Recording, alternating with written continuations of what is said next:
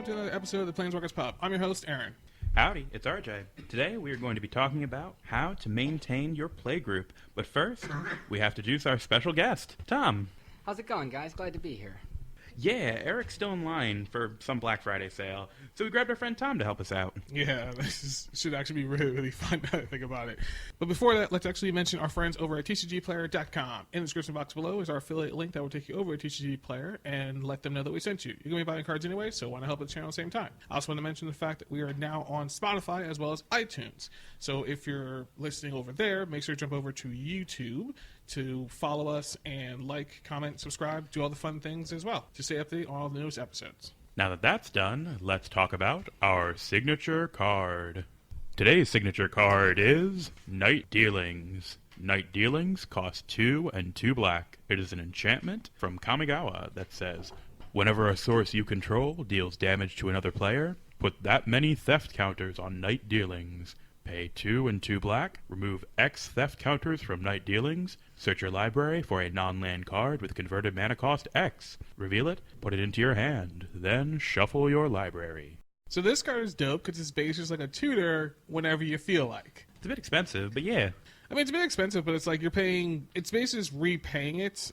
It also says whenever you deal damage. So it doesn't necessarily have to be combat damage. With converted mana cost X, not up to X, so does it have to be exactly X? It would have to be exactly X, but you feel like if you're putting, let's say, if this thing has 12 counters on it, you then do this for 4. To go grab, like, 4 mana or 4 mana something, then do it again for like 3. So it's really, really, it's basically kind of like a demonic tutor just whenever you want. Downside is that you do have to deal damage, but you're in black. You're probably going to be dealing damage anyway. You also would need a ton of mana, so you'd probably want to pair this in like an Abzan or a Golgari deck, black, green, white. You could use our favorite guy, Crick. Crick would make this cost only 4 life and 2 mana. Yeah, or I was thinking more or less like 2... Urborg, Tomb of Yawgmoth. Thank you. No, the other one. Cabal Coffers. Cabal Coffers. It's same diff. Yeah. If you're running one, you're running the other. Basically. Except if you're running the Urborg in that 1 mono white deck that runs Karma. Shout out to Pope. But yeah, no, this card's really, really dope. Plus the fact it's enchantment, which means it is not as easy to get rid of versus like creatures or something like that. And I just like the fact that you're tutoring for whatever you feel like every single turn. It's just great. Or multiple times a turn anyway. You cannot play it in the Zer deck because it's 4 mana. Very sad. True. No Zer deck with this guy. I mean, you can still run it in the Zer deck. You just can't tutor it with Zer. Well, then why would I? What's the use? It's like, well, then what's the point of this? Yeah, what's the point? No, what you do is you play Merchant Scroll into Mystical Tutor, into Demonic Tutor, into Vampiric Tutor for a land. For a land. That's exactly what you do. That's the biggest power play and just a glorified, like, hey, I don't care what anyone else is doing right now. That's what I'm talking about. That's exactly how you play this game. That's exactly what we're going for here. Exactly. No, right on. Big dick energy all the way. I love it. Absolutely love it. So today we're talking about keeping a healthy playgroup, as well as just how to maintain it and not get too crazy to the point where everyone just dissolves because they think that you're toxic. I hear 1 in 3 players are toxic. I'm not toxic. Aaron. So Tom, why don't you actually tell us what is a healthy playgroup, or at least what does it look like? I would say that a healthy playgroup would look like a playgroup that has multiple decks of different power. Like the playgroup that I play in, we have different decks that are different level power so that we can play, maybe we want to play the decks that we just built instead of playing the decks that are like super powerful and just going to beat everybody right into the ground. So like, I'm not going to play Zer against Goreclaw, but I'll play the Elves against Goreclaw. Mm-hmm. I don't like your elf deck, so I think. Well, I mean, that sounds like a you problem. I'm sorry, man, but when you're playing like a static orb type effect in frickin' elves, is it static orb? Oh no, it was Root Maze. Root Maze, yeah, Root Maze. Yeah, Root Maze. Why? Oh, because it's fun. That's also kind of just your particular playgroup. One thing to note is the fact that for everything you're going to hear today, they are just a general thing. We are not necessarily going to say what is and what is not a healthy meta because each individual group is different. Some people play a little bit more competitively, like, competitive EDH or something like that, so they'll have a different type of quote-unquote healthy meta than other people that just play standard or haven't actually played, like, the newest or craziest things. People that have just started out will technically have a more healthier meta usually than people that have been playing for, like, years on end. Main reason is because of our next topic, which is power creep. So starting out in an actual group starting an actual group with your friends, everyone usually comes in, let's say they bought the precons or something like that, and then they'll slowly start adding more and more cards to it to actually make it better and stronger. The problem is, which most people kind of find, is that some people will take it to the next level a lot faster. Oh, yeah. RJ, actually, here's a question, actually, because I actually probably should ask you before we started this. Is this your first playgroup? Technically, no. I do have another playgroup that I hang out with. I haven't done it in a while. I got to. That I met up in media that I would hang out and play with. That was only like maybe once a month I would see him. This is really my first like solid playgroup that I played with on like a weekly basis. Yeah, okay. All right, so then in that case, I guess we can kind of use our power creep as an example. Tom, because I know you guys, I'm sure, didn't start off with, like, the most craziest of cards, so... Oh, no, I mean, I've been playing Magic for a while. I had different play groups all over.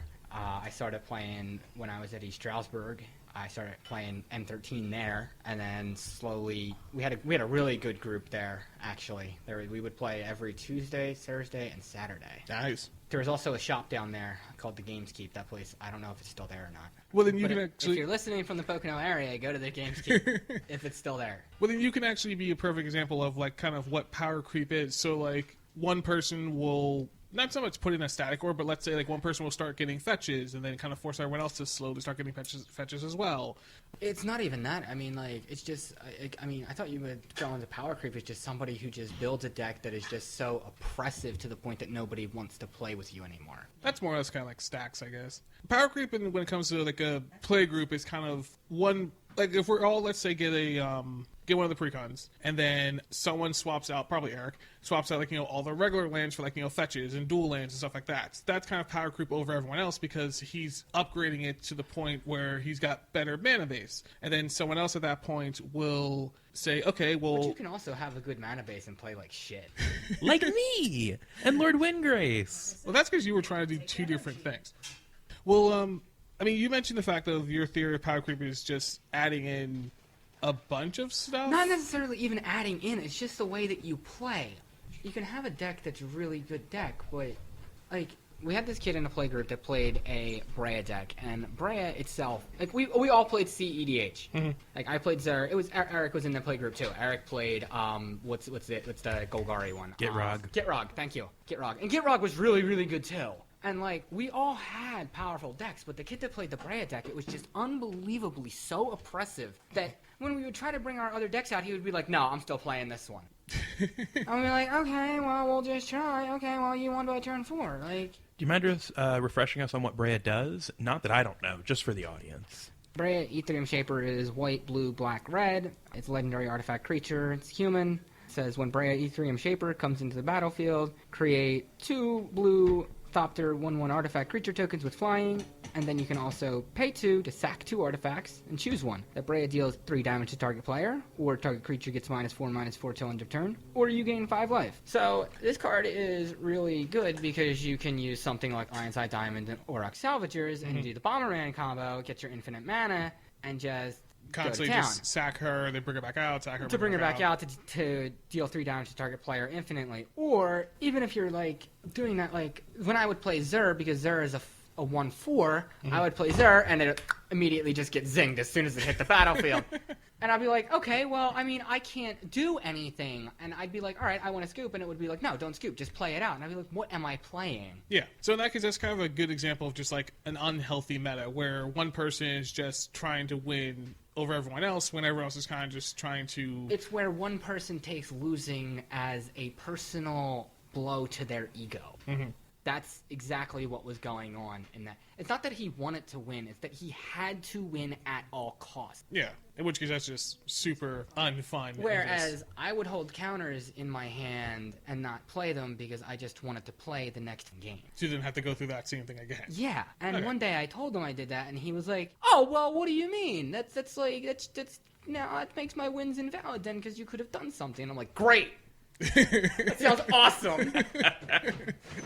Yeah, no, I'm currently, my mentality whenever playing is I don't care if my deck wins. If it did something interesting, then we're good. Like the last time I played Marisi, did exactly what Marisi wanted to do. I goaded the board, I locked it down.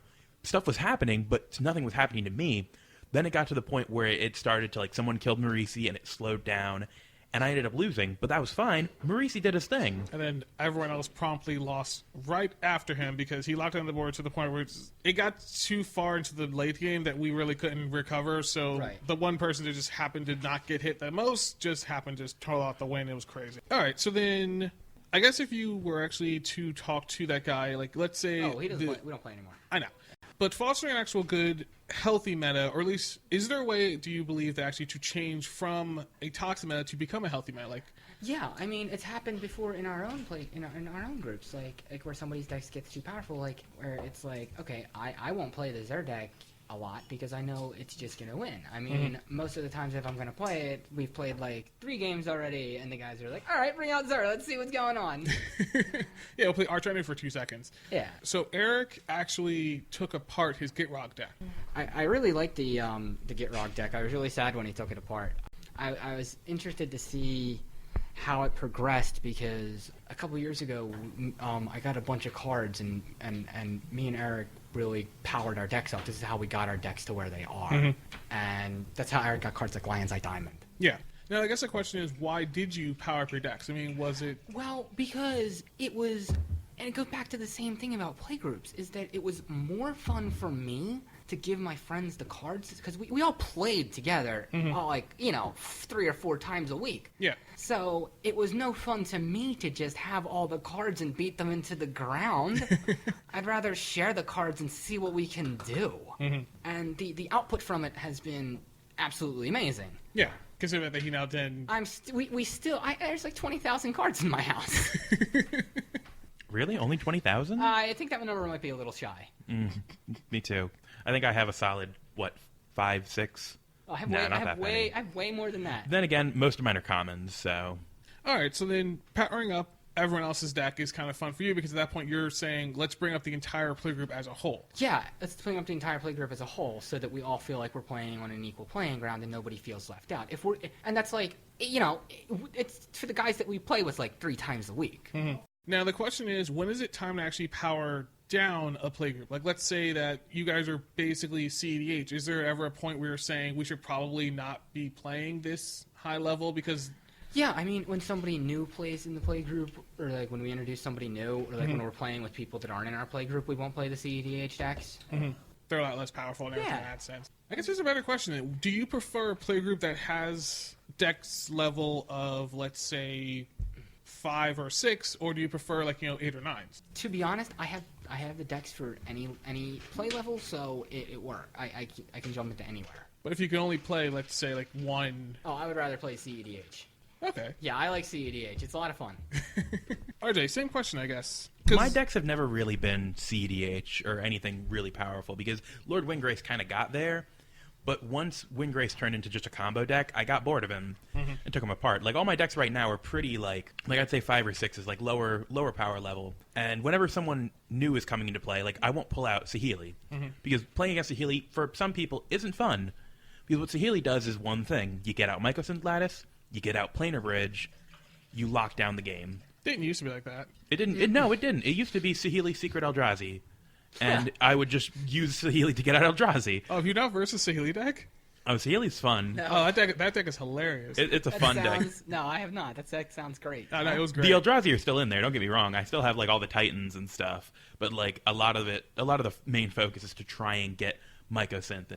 Yeah, like Mycosynth into Mycosynth Karn into and Karn, stuff like that. Yeah, something crazy. Now, I guess the question, because we actually play in the same play group, and people at the shop, they know that we're all kind of just basically chill mostly people, and you did actually power up your Saheeli deck. Now the question is, I guess, why?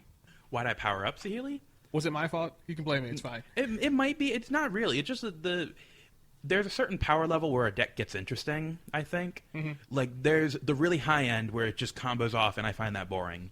Then there's the really low end, which doesn't do anything, so I find that boring. I like the 5 or 6 power level, because that's like, I'm doing just enough to where my deck will be interesting, and I'm not doing so much to where I'm just killing everybody on turn 2. Like, don't get me wrong, with Knights, with Gwyn, if I can get to that turn 6 and get all my equipments out and get Gwyn buffed, I can kill the whole table in like 3 or 4 turns. Yeah. Easy. Because I feel like your Knight deck is kind of due for... It needs an upgrade. It does. But it's also... The problem is, I feel like, because we have... we'll play with Tom's group a little bit. Obviously we've got our own group. We also... Actually, yeah, because you'll play with Rob's group and those kind of guys over there. Oh, yeah. I played with the Slivers the one time. Slivers is no longer in full pieces anymore. It's in many pieces. Because you took it apart because it was just at that higher level you didn't really... Yeah, I didn't like it. Well, no one liked it because it turned into a game of solitaire. You know what I mean, guys. When someone's deck just does all this stuff on its own, there's no interaction. I would get out the first sliver. I would cast a sliver. If I had out Morophon and Fist of Suns, then the game was over. Yeah. I just cast out all of my slivers. I had some way to draw cards, say... Well, I mean, because with the first sliver, it just cascades from the gate. So it's basically like a birthing pod deck where it just does its own individual thing. It just played out every card in the deck. And then I would just win through combat damage because I had... Every creature was doing like 30 double strike damage on the board. Something stupid. And I would just... That's how I won. I won through combat damage in a CDH table because I just had that many slivers on the board. And they all made each other insane. Well, here's a question. So if someone were actually to come up to you and say, I've got my friends, and they all kind of want to stay at the 3 or 4 power level range, how do I actually tell them or get them to actually upgrade to a stronger power level? So how I would get somebody to upgrade their decks? Well, just giving advice to someone that's I'm kind of tired of playing, because all my friends just only play tribal. They only play, jank. How do I get them to actually upgrade convince them to upgrade to a stronger meta? Bring in someone with a lot of decks. Like you, or me, or Eric. Just be like, hey, I have a friend of mine who has these really good decks, and they're willing to let us use them. Just let everyone play one of these cool decks. If everyone's brand new to the deck, it's essentially like everyone's playing with a precon, except they're really good precons. So they're all the cards are new to them, and they can just see, wow, this is what a deck could do. Could actually convince them into it. Yeah, maybe convince them, hey, maybe I'll throw an extra couple bucks here and there, try and get better cards. I was kind of going to say the same thing, actually. I was going to say, you could show somebody, what these decks can do, because it's not just beatdown. It's not just damage on the board. It's, it's doomsday. But, I'm not sure what kind of things that the more inexperienced player would consider jank, but, if you want to do something absolutely... Well, I mean, we all remember, when we first started, how our decks, we thought they were, the best things since Swiss cheese, and they were just, actual garbage. Yeah. So... I had one of my first EDH decks was an all blue deck that was all Sphinx creatures, and I thought it was hot shit because they all flied. But Sphinxes are cool though. There's actually a Sphinx tribal deck that's really good. I'm sure there is. At the store, there's the one guy, I forget his name, who was playing Sphinx tribal. Deck's really fucking strong. This was 4 or 5 years ago. Okay, so they didn't have most of the cards. Yeah. But anyway, yeah. So I guess in order to kind of increase up people's interest in higher power creep and everything in that sense is to let them just basically borrow other people's decks, just to kind of see how it is. I kind of like your theory of helping out everyone by just buying the cards and then sharing it amongst them. The playgroup that I started with before you guys in media, there are 3 guys. And what they essentially did is they kept trading cards between each other. Like, oh, I want this. Oh, can I get this back? Sure. And they did all these trades, and they got tired of it. So, you know what? This guy's got the most storage space. They just combined all 3 of their collections into one mass collection, where they just have hundreds of, they have thousands of cards, and a lot of them are, really good cards. So, when I'm over there, I'll give them money, or I'll just hang out, and they'll, pass around cards, be like, hey, yeah, you can use this. If one of us needs it, we'll ask you and we'll get it back. But they have just these books full of great cards just from years of collecting. It's 3 people worth of collecting. All right, so then let's go to the opposite spectrum of that. If someone actually came to you and said, like, hey, my play group is just a bunch of, not really a bunch of spikes, but we've all put in way too much money into these actual decks. How do I convince them to actually power down their decks? Do you just recommend them move to a different play group, or? Yeah, I mean, I was gonna say try to maybe see who else you could play with. Maybe see if. So I would think at that point, when it comes to people with like really powerful decks, they're probably not going to take them apart. They're not going to take stuff like the really powerful stuff out to make it better.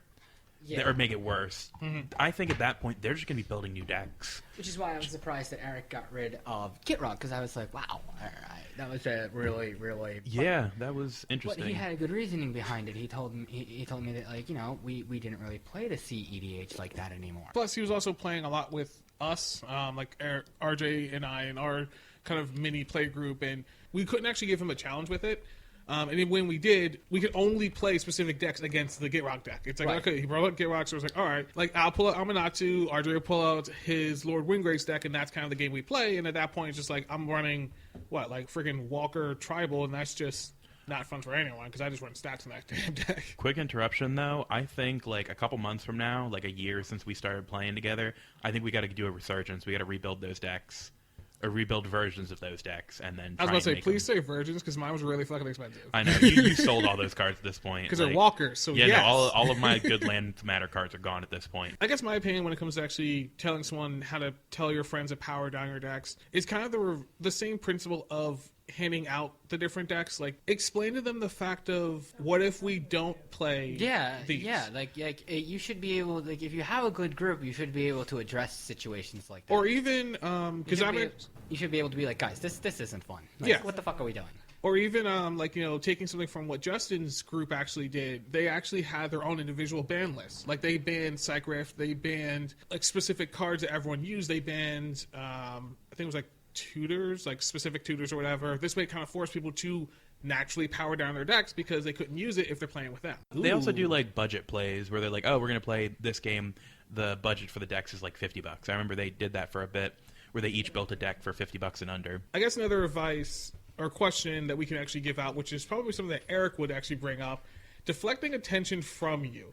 So Eric is officially in 2 different playgroups, and he is probably target number 1 in both playgroups.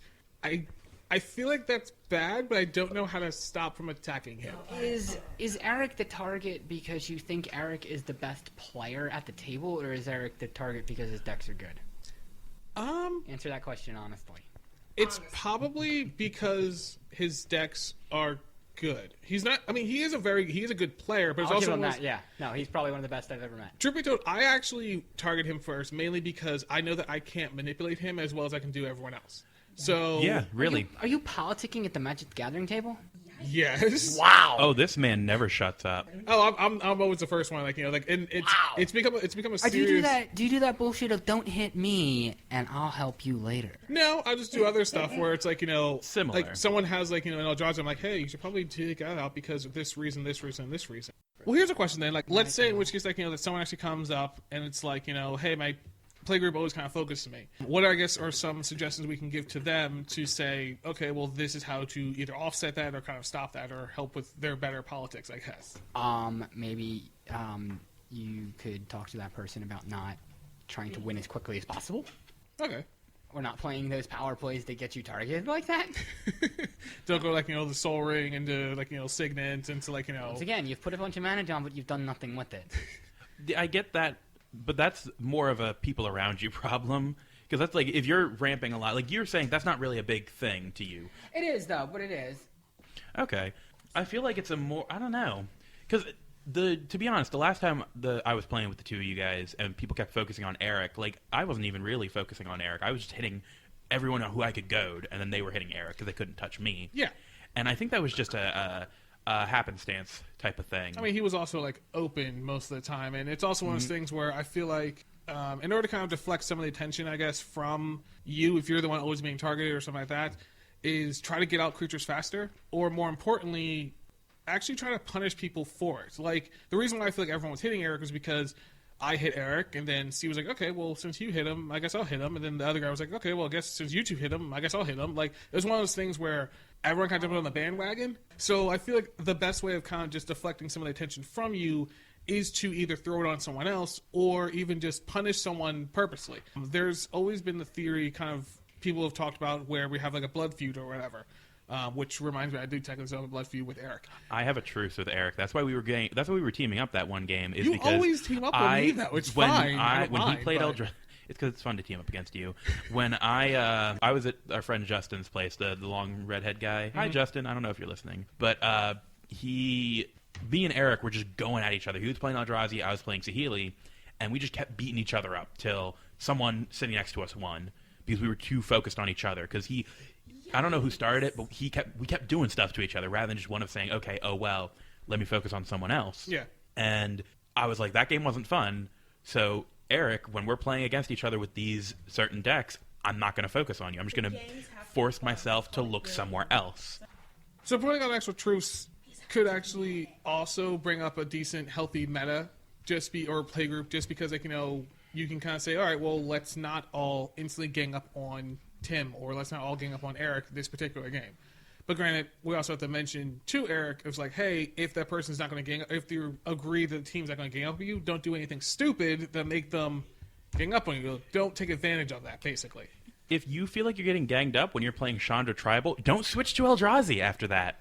Maybe. Because that's what he did. He's that's like, actually you know what? he did. He literally, he's like, I'm keep getting targeted, so I'm going to switch to Eldrazi. Perfect. So that's actually really good. Maybe if they were going to be like, okay, well, I'm being targeted or whatever, I'm going to switch decks. Maybe at that point then ask for a different deck. Like maybe ask for one of your friends' deck or something. Yeah, like he could have easily just been like, yeah, RJ, could I play with Marisi? Or could I play Knights? Just for kicks and giggles. Because I ended up doing that the other day. I was the only person with decks. There was one guy who had a deck, and then two other people, no decks. It was actually Avery, as the college. Mm-hmm. So I gave the one random guy Knights, I gave Avery Saheeli, and I played Marisi. Yeah. And we had an interesting game. Yeah, I actually really like doing that as well, just handing out, because I've got a bunch of decks or whatever, it's like handing out the decks and everything. It's always hilarious because you really can't blame the person at that point, you're kind of blaming the deck. Right. Or even worse, it's like, okay, well, we're all going to target Aaron because these are all his decks. So it's like... You can also learn about your deck by letting other people play it. So I guess that's kind of a better way of actually deflecting is just pick up a different deck. Or even better, another way of kind of deflecting the attention from you is actually just sit out the next game. Like, I know it's kind of hard to say, like, I don't want to sit out a game. I just kind of showed up, and Arthur's gave me that same look where it's like, I don't want to sit out. I just got, that's kind of shitty. But realistically, if you're the main focus of everyone and you step out that one game, it really makes things interesting. It's kind of like a reverse Mean Girl situation where you're not. Well, no, think about it. He's right. You're not. Right. You're no longer the target. I just like the reverse Mean Girl. Because it's like you're no longer the target of all of their attention, so they now have to target each other, and then it really kind of it really is interesting watching that. And just watch them just eat themselves. And just kind of watch them eat themselves, basically. And then you can come back in and saying, okay, well, that was fun to watch. Okay, well, maybe I'm not going to be the target this time around. Or even better way of deflecting is kind of work better on your actual politics. So say, hey, if you hit me with that, whatever, I'm going to make sure it gets destroyed, or I'm going to make punishments and put them into place, and more importantly, keep up with those punishments. Even if, let's say you're like, hey, if you do this to me, I'm going to Rivers Rebuke your entire board. They're like, okay, fine, man, whatever. They'll attack you or do whatever they're actually going to do to you anyway. On your turn, Rivers Rebuke them. Just do it. Even if there's another better target, even if there's something else crazier, just do it. Because you have to show that you mean business. Yeah, you mean business. You can't just say all your threats have to actually mean something. Justin is actually really good at this because he'll look like he always has an answer. He'll look like he always has a response. And he just kind of sits there very menacingly. And he's also very tall, so I'm very scared of him. Don't be scared of something. I'm also very scared of him, even though it's like, because everyone, and the thing is, everyone in his playgroup kind of agrees, attack Justin first. He doesn't typically have anything, or if he does, make him use it, and then you don't have to worry about it later. The first and only time I've ever played with him, I tried that, and he was like, don't you frickin' dare. Yeah, like, okay, I won't. He's got this very good, glare face, and just, oh god, it looks through your soul. It's terrifying. I kind of want him to threaten people more. Be like, oh, you're gonna play that? You really want to come to? You ever want to come to AU again? Well, that's the thing. He won't go that far, but he doesn't I know, need but to. Wouldn't that be great? That's the thing. He doesn't need to. He'll just shuffle his hand real quick, glance down, and be like, sure, and just kind of just leave it at that. It's great. Deflecting attention from you. It's just work better on your politics. Make sure that your threats actually are threats. more than anything else. The last thing we actually want to talk about is play with other groups. So we know Tom basically because of Eric, which is kind of great. I actually have played with Tom's group for a little bit. You guys are pretty spiky, but I do actually like your play style, which is kind of weird. Mainly because you don't politic, so I don't have to try as hard. It's kind of like what's on the board is what's on the board. This is what's happening. Aaron tries too hard in other games. I've actually recently started playing with Rob and his group, and they're a lot spikier than you guys. That is sharp. Yeah, no, it's crazy. And then I also play with Justin's group, which is just kind of like a weird blend between us, and they're like a step up from us. Yes, definitely. They're very chilled people. Because we play with whoever new who walks in, who's like, "Hey, you guys need an extra player?" Yeah. And we're just like, "Yeah, come on."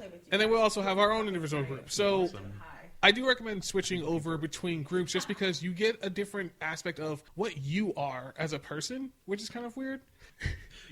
You get to self-reflect. You get to self-reflect. Thoughts on switching groups? Because I know you've been through a couple. Yeah, I mean, I've switched groups before. Like, I've played with you guys, and I've played with Rob's group before. They're fun. I like switching groups because I like to see what different decks do and what my deck can do.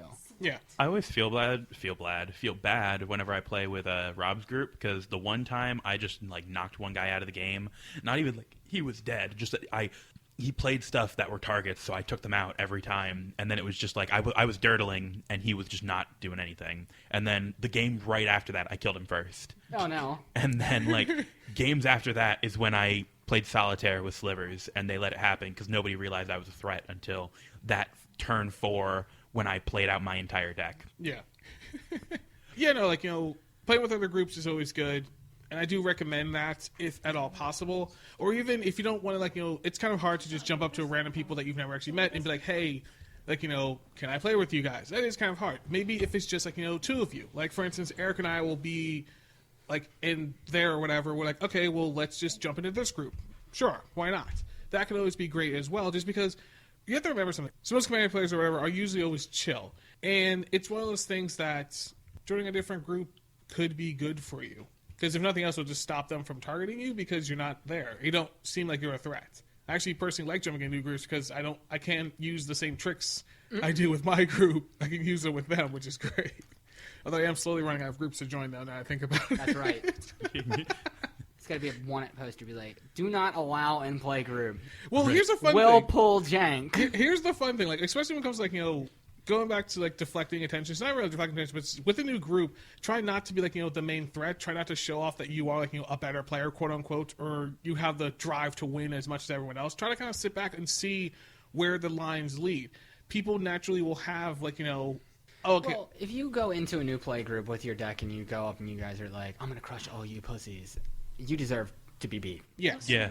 Go in there being humble and just sit back and actually watch what's going on. Just play the game. Right. Play the shitty game, nerd. I go in to play the game and have my deck do something fun. That's all I care about. If Saheeli can get out in Eldrazi and I can swing with it once, I'm happy. If Marisi can goad, I'm happy. If Knights just gets... I don't even have to hit you with my commander. If I can get a 3 million things on my commander and then I lose, cool. I Voltroned. Yeah. Go in there just kind of... You're there to make more friends, not so much to actually win every single game. Right. That's kind of how that works. And definitely working on little strategies with politics. Like, I kind of like doing that where I'll just go to a new group, work on some strategies, and like, can I use this in my old group? Or can I use this, like, my main group or stuff like that sense? Because it's always just good to just practice. No, you cannot use it on your old group because your old group is already aware of your old bullshit. But here's the thing. RJ Right. says every single game, don't trust Aaron. Don't trust every Aaron. game, multiple times a game, and they still trust And me. they still trust Aaron, and Aaron still manages to win because people trust him. Because I'm very convincing. All right, so now it's time to move over to our favorite segment, which is going to be Last Call! Last call? So final thoughts and questions to the people listening is, how do you feel about your current playgroup right now? Is it too strong? Do you want to actually drop it down power level? Is it too weak? You kind of want to bring them up a little bit? Do you want to kick out someone with a name that begins with the letter of A? Do you potentially want to just kick out someone randomly? Although I don't, since we're in Last Call, I guess I mention this, I don't recommend just straight kicking people out. Yes. As much as you might want to, I recommend having like an intervention first.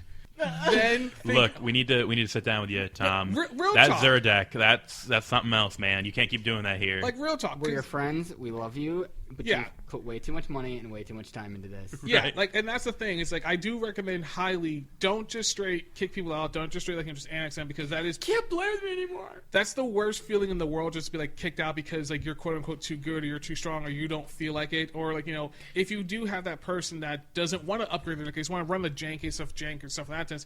Bring everyone else's decks down to their level or have one deck that's just like we're gonna play garbage decks today, whatever. Run like a Pauper Commander deck just to play with them.